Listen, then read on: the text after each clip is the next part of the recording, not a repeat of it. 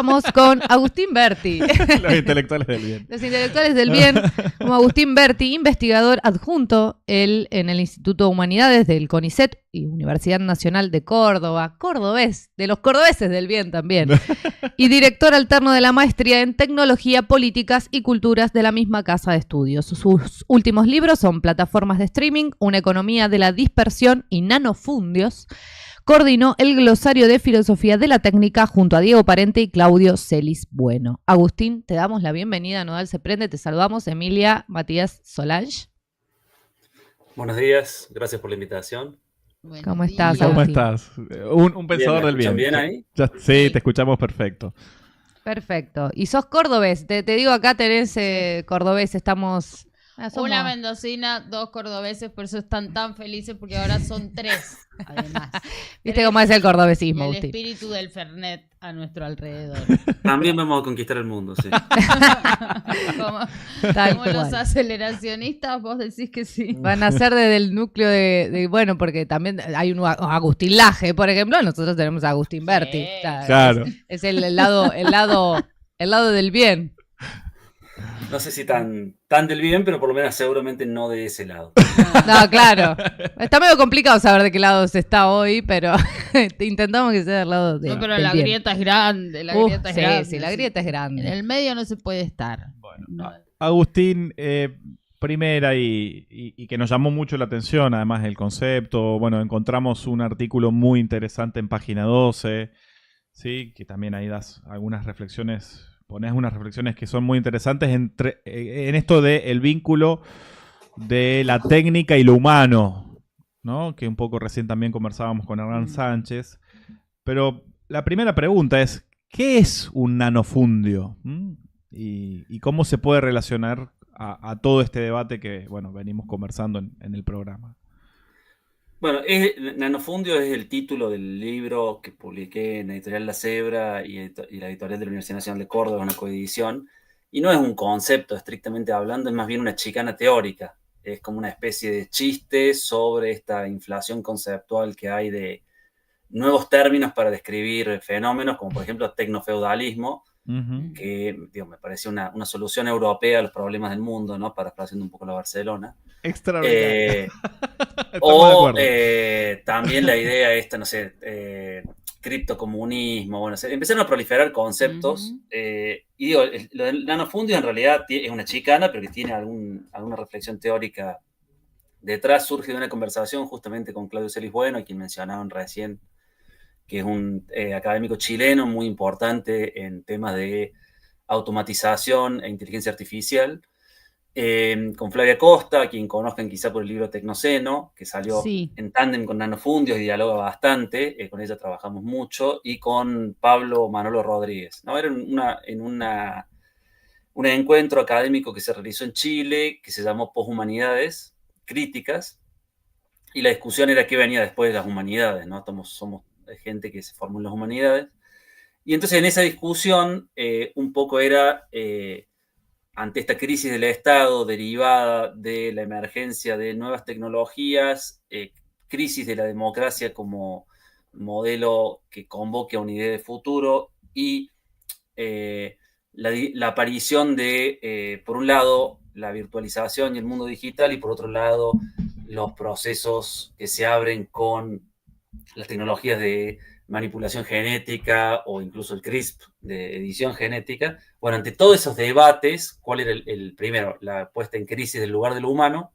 En ese momento no estaba tan presente, pero también empezaba la discusión del antropoceno y la crisis ambiental como un fenómeno que excede a lo humano, aunque los humanos somos los principales responsables. O sea, ante ese escenario de modificación radical de las coordenadas de la modernidad, sobre las cuales se edificó el Estado-Nación y dentro del Estado-Nación el sistema democrático, en esa crisis de coordenadas, una de las procesiones chicana teórica, una provocación que yo tiré en ese momento fue que en realidad teníamos que volver a la metáfora de la agricultura y que el latifundio o la propiedad de la tierra es la disputa última en las discusiones actuales, y que lo digital tenía que entenderse como un territorio más en disputa en el cual las granjas de servidores eran la nueva tierra a ser arada y estaba acaparada en pocas manos. Por eso, en vez de ser latifundistas, los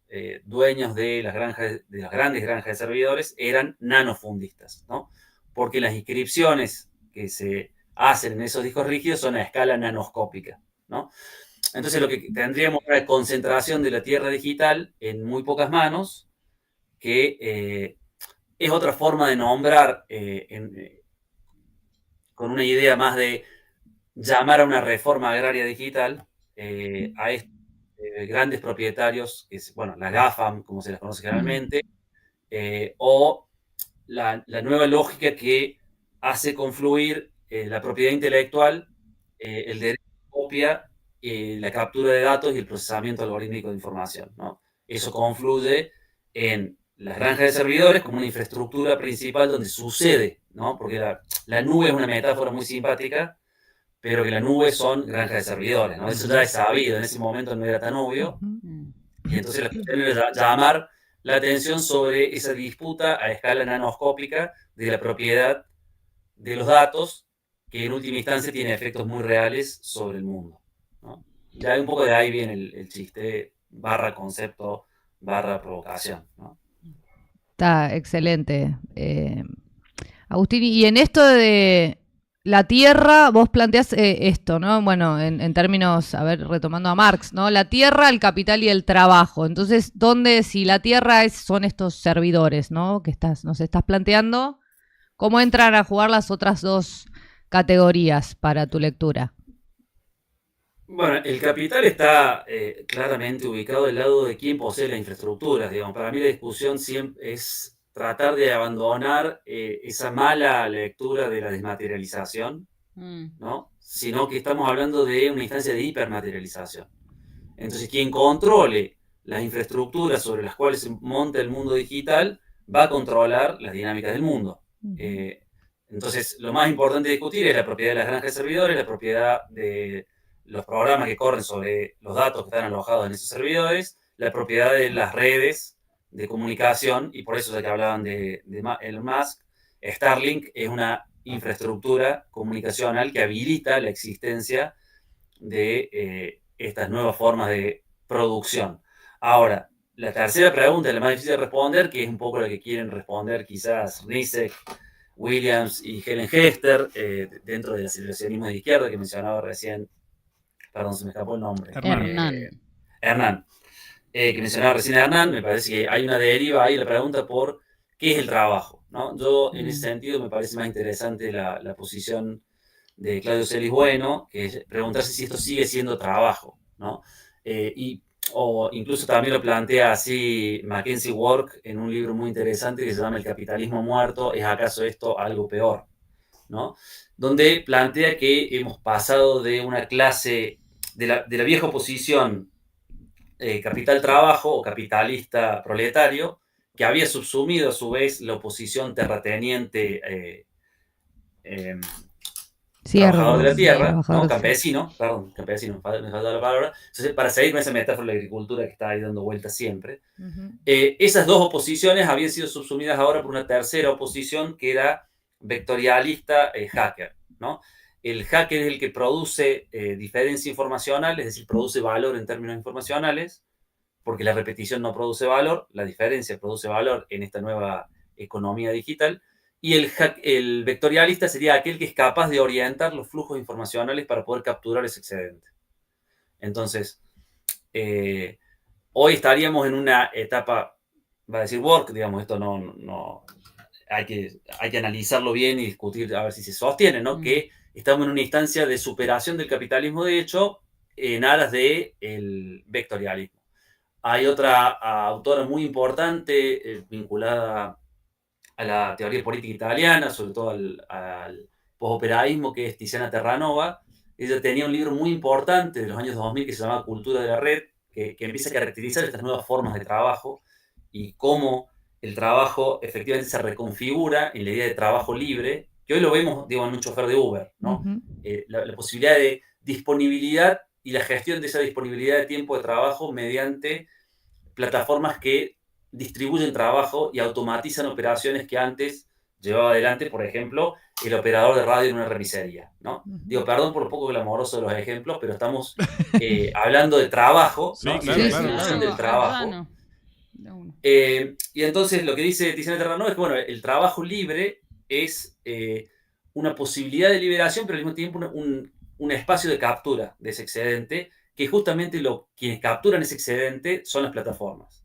Ahora, lo que va a agregar Celis Bueno a esa discusión es que estamos en una economía de la atención, ¿no? Y estamos en una economía de los datos, ¿no? Rizek va a decir por ahí una de sus frases más hiteras es, los datos son el nuevo petróleo, ¿no? Ujú. Entonces, la economía de plataformas funciona en base a la captura de datos que permiten escalar operaciones, automatizar y predecir con mayor precisión y con eso ganar ventajas estratégicas, ¿no? Tener una gestión más eficiente de los flujos energéticos, de productos, de personas, de demandas, anticiparse a los cuellos de botella, solucionar las eventualidades y distribuir mejor, ¿no? Porque de fondo lo que hay acá es una discusión de un tema que, a mi juicio, el marxismo no ha trabajado tanto, por lo menos el pensamiento posterior a Marx, que es el problema de la logística, ¿no? Que ya estaba en von Clausewitz, que ya estaba en el pensamiento militar de los ejércitos napoleónicos, que es el problema de la distribución Ujú. de bienes y alojamiento para las tropas, luego que cuando los estados crecen, se extiende al estado de bienestar. O sea, detrás del estado de bienestar hay toda una teoría de la logística, que se encarga de la correcta distribución de los bienes y las personas, y la provisión de alimentos, de salud y de transporte, ¿no? Y eventualmente de educación. Son todos problemas de orden logístico. Entonces lo que hacen estas plataformas es justamente solucionar los cuellos de problemas logísticos, ¿no? Piensen, ¿cuáles son las grandes crisis de los modelos socialistas? Los desabastecimientos, ¿no? ¿Por qué entró en crisis el modelo boliviano, ¿no? El desabastecimiento de combustible detonó una serie de malestares porque interrumpe el flujo de bienes y de trabajo dentro de las sociedades. ¿Qué le costó 3 puntos a Massa en la elección contra Milei? La crisis de los estacioneros de servicio, ¿no? Y el faltante de combustible, el faltante de no, faltan cosas en las góndolas, crisis en Venezuela. Digo, todo ese tipo de operaciones técnicas que garantizan el flujo de bienes y personas son problemas políticos de primer orden, Claro. ¿no? Y por eso también la relevancia de las organizaciones sociales como garantes de ese flujo, aunque le pongamos otro nombre, ¿no? Una olla popular es un dispositivo logístico. Entonces, la plataforma y la olla popular se pueden leer en la misma sintonía, porque están articulando tránsito de alimentos que llegan a personas, ¿no? Digo, tenemos el Rappi y tenemos la olla popular, las dos hacen lo mismo, ¿no?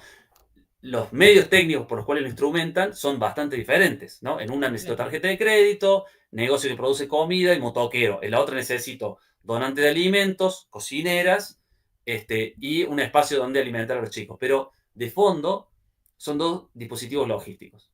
Las plataformas lo que hacen es identificar en la sociedad distintas cosas que pueden ser mediadas, distintos flujos que pueden ser mediados y capturar el excedente que esos flujos producen, Claro. ¿no?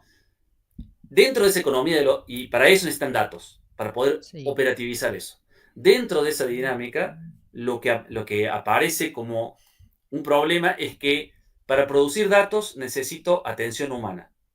Y la atención humana en un contexto en el que proliferan dispositivos es cada vez más escasa, ¿no? O sea, nos encontramos con que los datos son el nuevo petróleo, pero para producir ese nuevo petróleo necesito atención humana que es cada vez más escasa.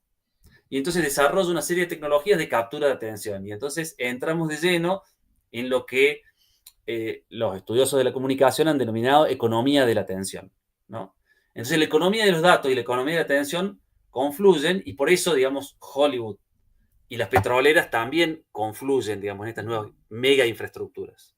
La economía de plataformas es una economía en la cual sectores anteriormente separados de la industria o de las grandes industrias y de los grandes garantes de infraestructura coinciden, ¿no? Entonces, una infraestructura hoy es la plataforma de la vida contemporánea. Del mismo modo que lo son las estaciones de servicio, los caminos, las redes ferroviarias, los canales de streaming forman parte de esa logística, solo que nos ofrecen contenidos digitales, ¿no? A mí la palabrita contenido me crispa un poco porque, digo, yo no consumo cine coreano, veo cine coreano, yo no consumo rock, escucho rock, digo, tengo un verbo específico relacionado a una práctica específica, relacionado a un dispositivo específico que la computadora hace confluir, ¿no? Y entonces todo se transforma en contenido a ser consumido. Esa dinámica, la del contenido y la del continente o la del container, por ir a otra figura infraestructural muy característica de nuestros tiempos, me parece que resume esta dinámica. Hoy el mundo es un flujo de contenedores digitales. Abren Netflix y ven ahí todas las opciones que tenemos para ver, o YouTube, o los Reels, son todos contenidos altamente estandarizados. Y por otro lado tenemos productos en el mundo también altamente estandarizados para poder ser integrados en las redes logísticas. Lo que no entra en un container no se puede vender. Y cuando se traba el flujo en el canal de Suez porque se cruza un barco, estalla la economía global porque se corta el flujo de... Es como que se cortó internet cuando se trabó ese barco ahí. El fenómeno es el mismo. Se cayó la conexión, ¿no? Acá se trabó la conexión en este caso con un barco que hubo que reencauzar y llevó mucho tiempo. Entonces, si uno lo lee más desapegadamente, se trata de flujos y de gestión de flujos, ¿no? Y ahí está la disputa del capital. Y yo creo que, volviendo un poco a la discusión esta de la ilustración oscura, que me parece una serie de teorías trasnochadas, la verdad, pero efectivas, ¿no? Claro. La conspiranoia era una figura que maridaba bien con los pensamientos de izquierda, ¿no? Sospechar del statu quo. Y astutamente estos movimientos han logrado desplazar la sospecha y transformar al Estado como garante de derechos en la fuente de sospecha. Y el Estado entendido como una plataforma a ser disputada. La disputa es por administrar los flujos que el Estado garantiza, ¿no? Flujo de salud, flujo de educación, flujo de alimentos. Entonces, ¿qué mejor que poner sobre sospecha a esa estructura, a esa infraestructura y a la logística basada en esa infraestructura, que acusarla de totalitarismo, ¿no? O de obstáculo. Porque también en los aceleracionismos la pregunta siempre es por el obstáculo, ¿no? Sobre qué está trabando el desarrollo, porque la técnica es progreso, el mito del progreso también es otro lugar muy caro al imaginario técnico, ¿no? La técnica siempre es progreso. Muy caro a la humanidad, sí. Perdón, pero...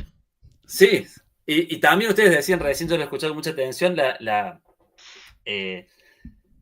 cierta lugar de la izquierda que no se ha adecuado a este nuevo paradigma, ¿no? Que seguimos por ahí en teorías del siglo XX, ¿no? Zizek y Williams en el manifiesto aceleracionista eso lo critican como izquierda folk, ¿no? Yo que vengo de la militancia más de principios de los 2000, la militancia universitaria, el momento de la emergencia del zapatismo, la micropolítica, la sospecha del Estado, nos costó reconvertirnos al populismo de izquierda, ¿no? No fue una transición fácil por esa sospecha de las infraestructuras. Por supuesto el peronismo encausa otras lógicas y, por su particularidad como movimiento político, tiene una dimensión logística que otros partidos no tienen. Esa es mi intuición. ¿Por qué el peronismo sobrevive y puede incorporar a su dinámica tensiones políticas que estaban subyacentes? Por su capacidad logística, ¿no? Porque tiene un despliegue, eso que también le dicen territorio, que le dicen aparato. Y hay una concepción de un coronel, profesor de la Escuela Superior de Guerra, también, recién nombraste a Clausewitz. Hay una comprensión de esa dimensión logística de la vida humana en el campo económico o político, pero de la vida humana en general, ¿no?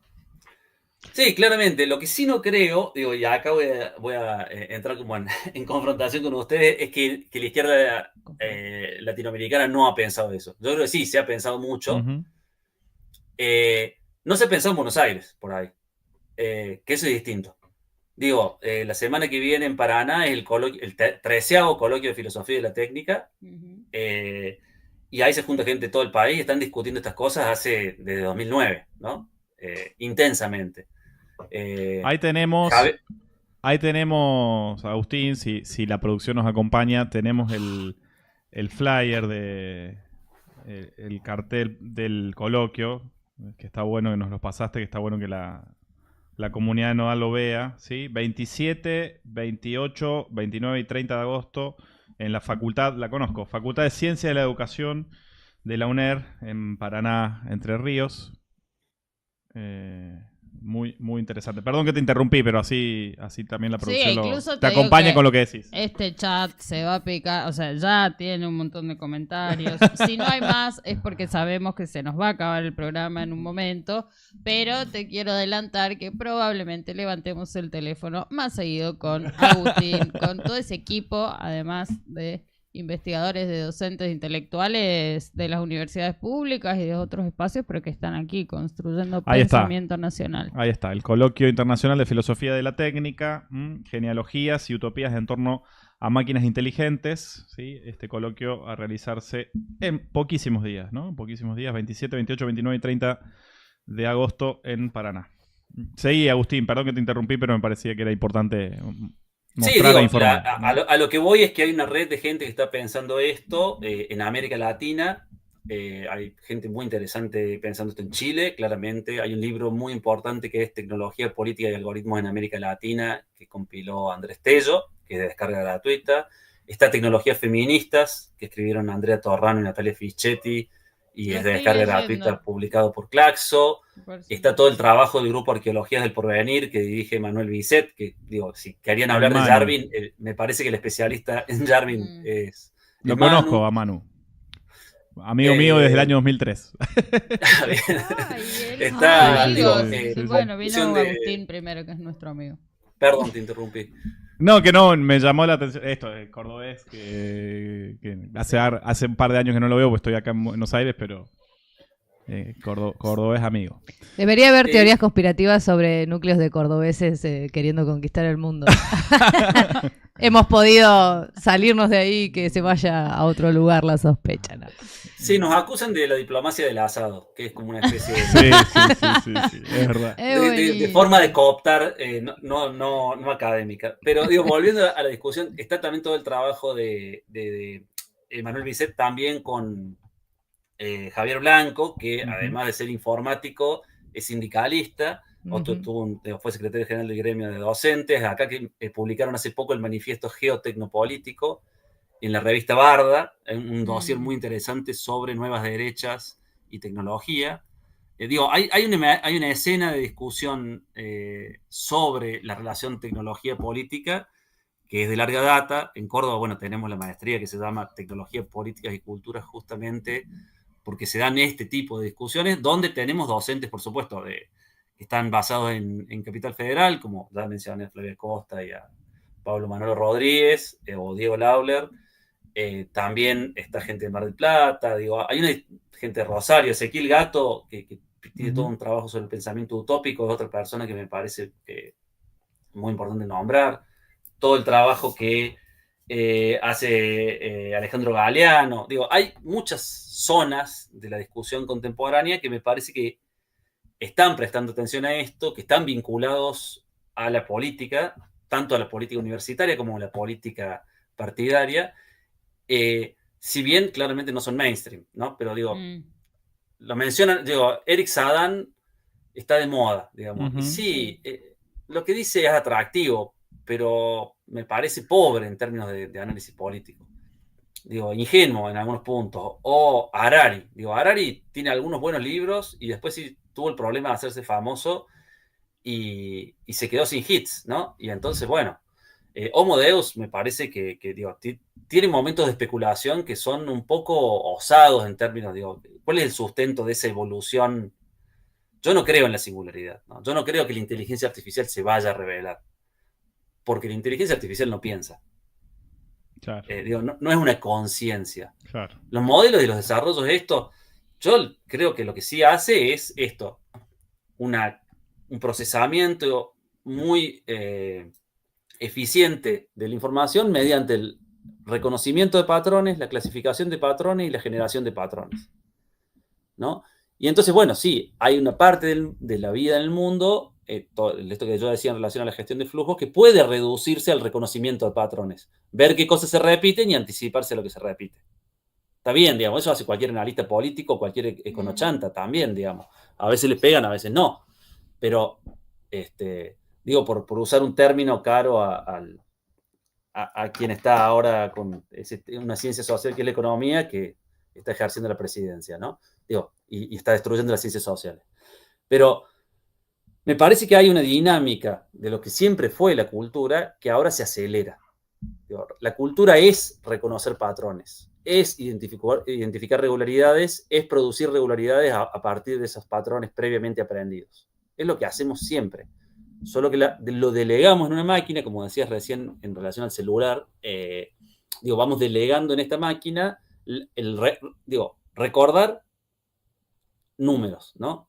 Uno aprendía a recordar números, la memotecnia es una técnica que hoy la hemos delegado en una máquina, no necesitamos más memotecnia, perdimos esa habilidad o la delegamos en aras de ganar velocidad, ¿no?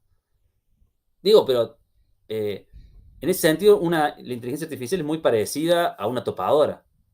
Yo no creo que la máquina, que usar la metáfora de la inteligencia sea un buen recurso. Yo no diría que una topadora pecha, hace otra cosa. No diría que un submarino nada, hace otra cosa. ¿No? No diría que un avión vuela en los mismos términos en los que vuela un pájaro, ¿no? Se desplaza por el aire. Pero si usamos el mismo verbo para dos acciones que son totalmente distintas, propulsarse con una turbina o aletear, son dos fenómenos físicos distintos, son dos fenómenos mecánicos distintos y le estamos poniendo el mismo nombre. Bueno, las máquinas no piensan, muy entre comillas, como pensamos nosotros. Por eso soy muy escéptico respecto a esta tesis de la inteligencia artificial general. No creo que pase eso. Sí creo que va a pasar que, lo que ustedes decían, hay una serie de capitalistas que son los dueños, o vectorialistas, si usamos la jerga de Work, que son los propietarios de estos vectores informacionales y que pueden conducir los procesos.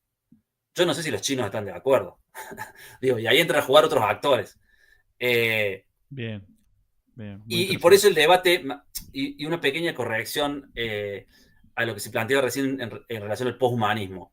El proyecto de la ilustración oscura y del vectorialismo no es el poshumanismo, es el transhumanismo, que es diferente, ¿no? Son dos fenómenos diferentes. Hay una revista muy interesante, se publica ahí en la UBA, que es Estudios Poshumanos, la dirige Gabriela Balcarce con Andrea Torrano, que también escenifican estos debates, ¿no? Hay toda una discusión sobre descentrar a la humanidad del centro de la excepcionalidad y del centro de la gestión de la Tierra. La crisis ambiental sería como un momento de poner esto en manifiesto. Pero también hay una discusión de trascender los límites de lo humano y digitalizar las conciencias. Esa es la utopía, la tecnoutopía de Silicon Valley o de la ilustración oscura, ¿no? Pero eso es la trascendencia del cuerpo humano. ¿Vieron la entrevista esa en que le preguntan a Thiel, creo que era, si había que salvar a la raza humana? Y él duda, ¿no? No dice sí, sin dudarlo, ni siquiera dice sí. Efectivamente no les importa la humanidad como especie. Les importa una especie de trascendencia en la cual habría capital y patrones de conciencia traducidos a código, ¿no? Que no tiene mucho sustento en la tecnología realmente existente ni en la ciencia realmente existente. Por supuesto, son motores que impulsan el desarrollo. Yo me permito dudar de cuán genuinamente creen en esas fantasías o cuánto de eso es una puesta en escena para seguir acaparando posiciones de poder y capital. Sí, yo te iba a ir por ahí en ese sentido. Sí, bien la corrección de lo que recién mencionábamos, porque sí, entendemos la dimensión entre el post y el trans, pero creo que es un poco y volviendo a Netflix como proveedor de analogías, ¿no? La pretensión de ellos es la sociedad del 3%, ¿no? La sociedad del 3%, porque esta fracción avanzada de capitalistas, y que por eso también nosotros no compartimos en líneas generales la idea de tecnofeudalismo, porque acá hay capitalistas, ¿no? Un segmento avanzado, ¿sí? La denominamos, no estamos en el campo de la cuestión académica dando la discusión, sino más en el campo de la política y la comunicación. La hemos denominado aristocracia financiera y tecnológica, recuperando el concepto de aristocracia financiera de Marx, ¿sí? Y incorporando esta dimensión de estos segmentos industriales, ¿no? De la fusión de ese capital financiero transnacional con los segmentos industriales intensivos en conocimiento, donde el rubro tecnología de la información y la comunicación es central, ¿no? Pero en esta clave creo que ellos tienen un problema, y por eso esta utopía les sirve como motor de desarrollo. Ellos tienen un problema con la denominación, lo que Marx denomina población sobrante, que no es de ejército de reserva, ¿no? Que no es ejército de reserva, sino población sobrante. Me parece que esta cosa transhumanista, ¿no? Y con esta utopía aceleracionista o de ilustración oscura y demás, tenemos un problema porque esto que Marx bien plantea en los Grundrisse, el desarrollo de las fuerzas productivas es tal que el trabajo vivo es casi tendiente a cero, ¿no? Sobra población, ¿y qué hacemos con ella? Y bueno, me parece que esta cosa transhumanista tiene algo de eso, ¿no? Es decir, bueno, hay una parte de la humanidad que es preferible que no exista, pero está. ¿Qué hacemos con ella? ¿No? Y su solución no es socialista, ¿se entiende? Su solución no es socialista, todo lo contrario, ¿no? Sí, digo, hay que ver cuánto de esto es económicamente sustentable, porque estaba leyendo justamente un libro que por ahí le baja un precio a todos los apocalipsis, apelando a números, ¿no? Que es cómo funciona el mundo de Václav Smil, ¿no? Smil es un ingeniero agrónomo y quizá, digamos, explica cuáles son el problema del salto de escala y el impacto de estas economías de escala en la ecología del planeta, ¿no? Y su principal problema, bueno, obviamente, bueno, el ingeniero agrónomo es la alimentación, ¿no? El problema de la productividad de la tierra. Y entonces, bueno, yo creo que el sector de la ilustración oscura está atravesando un momento de relativo éxito por haber aprendido a manipular ciertos vectores informacionales en el contexto de las redes sociales. Y se ha aliado estratégicamente a otros sectores mucho más viejos, mucho menos novedosos, que son los que detentan el poder militar, ¿no? Digo, ¿quién controla el acceso a las armas nucleares? ¿Quién controla la circulación de los barcos?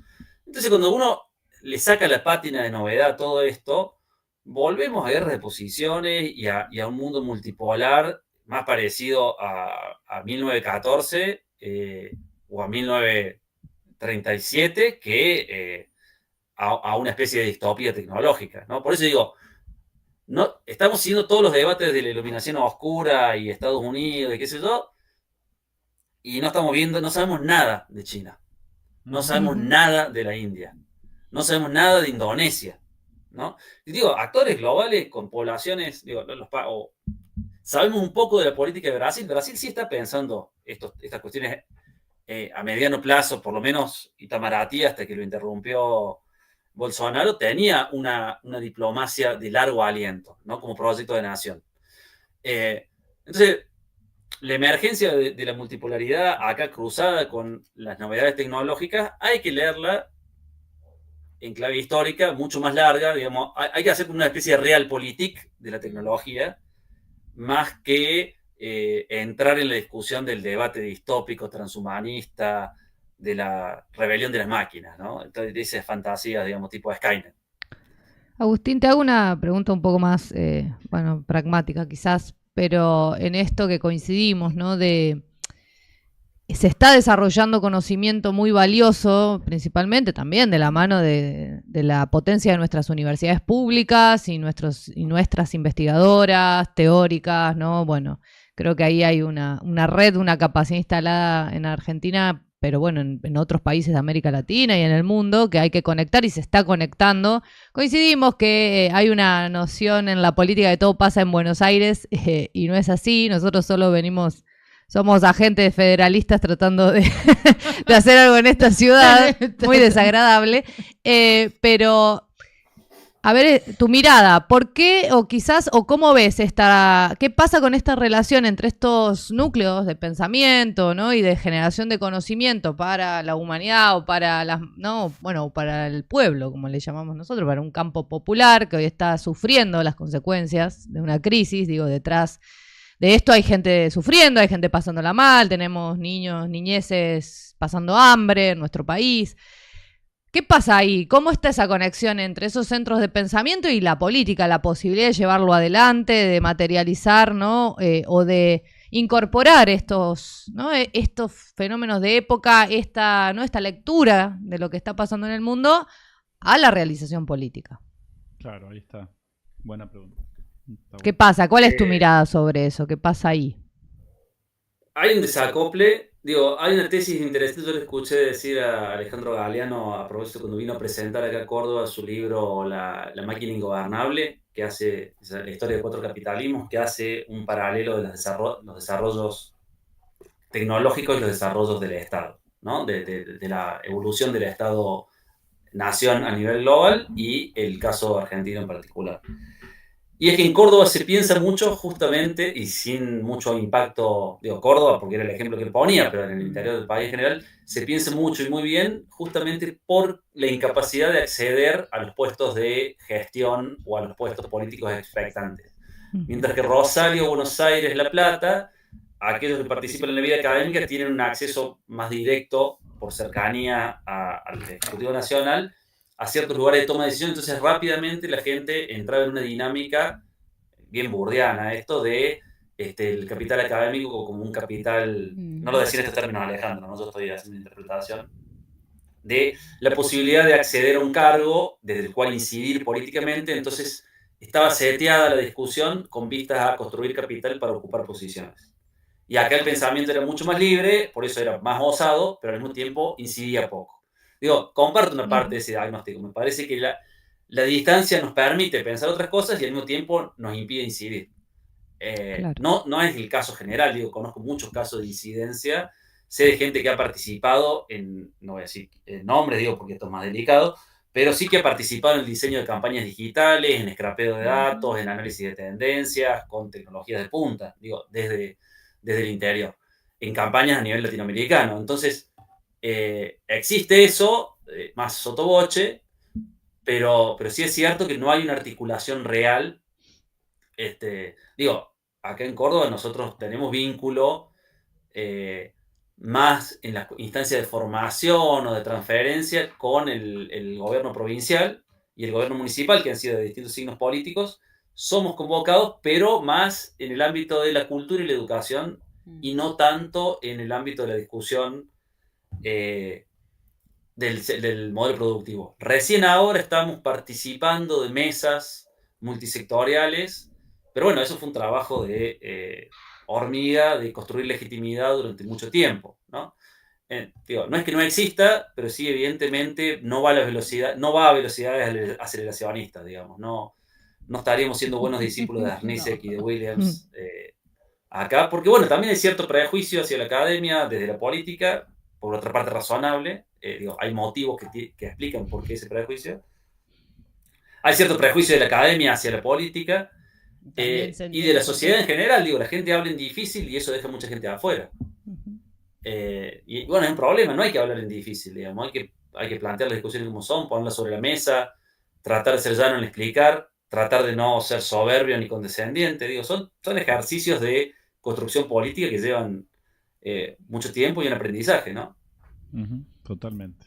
Totalmente, Agustín. Bueno, nada, te saludan acá en la comunidad que te está escuchando. Estamos anotando, bueno, las recomendaciones de libros, autores nuestros y nuestras, digo, eso también es importante porque pensar desde América Latina y el Caribe también es un proyecto que bueno, un poco intentamos llevar adelante. Porque eso, dijiste al principio tecnofeudalismo, una categoría para pensar desde Europa otra vez lo que nos pasa y nosotros coincidimos, además de no coincidir con el concepto particular de tecnofeudalismo. Te saluda también nuestro director de investigación, que es Lucas Aguilera. Seguramente te vamos a estar invitando a seguir dando esta discusión que creemos que es fundamental, obviamente, para discutir los destinos, ¿no? O hacernos un poco más protagonistas. Y leer la realidad un poco acelerar la velocidad, hablando de aceleracionismo, con que se tienen que dar determinadas relaciones, ¿no? y articulaciones entre los distintos sectores. Así que, bueno, no sé, te agradecemos muchísimo. La verdad nos dejaste pensando a todos, a todas. Y bueno, vamos a seguir recomendando esta actividad que también nos trajiste, que va a suceder en Entre Ríos. Sí, y también genera moral, ¿no? Decir, bueno, tenemos, ¿no? Hay muchos compañeros y compañeras, tenemos grandes pensadores intelectuales pensando lo que pasa, con la cabeza puesta también en las grandes urgencias de los pueblos, ¿no? Que es lo que al fin importa. Sí. También. Agustín, ¿dónde se consiguen tus libros? Una economía de la dispersión y Nanofundios. En Nanofundios lo distribuye La Cebra, Sí. junto con el Glosario de Filosofía y la Técnica. Los editó ambos libros en 2022 y esos tienen una distribución en librerías en Buenos Aires, seguramente. Sí, y en la LUA, me imagino, porque mencionaste que es con una coedición con la universidad, ¿no? Claro, y Puede estar Nanofundios ahí, en Córdoba, porque somos una república separatista, a pesar de que nos pese. Sí. No, digo, esa es parte del convenio editorial. El chiste estaba servido, pero... Pero no, lo distribuyen en las redes editoriales universitarias, hay cadenas dentro de las universidades, se distribuye en ese ámbito, ese es digamos, parte de la distribución desde la editorial de la UNC, y La Cebra lo distribuye en el resto del país, en las cadenas de librerías. El Glosario de Filosofía y la Técnica circula también por esa misma red, digo, en la página de La Cebra también se consigue.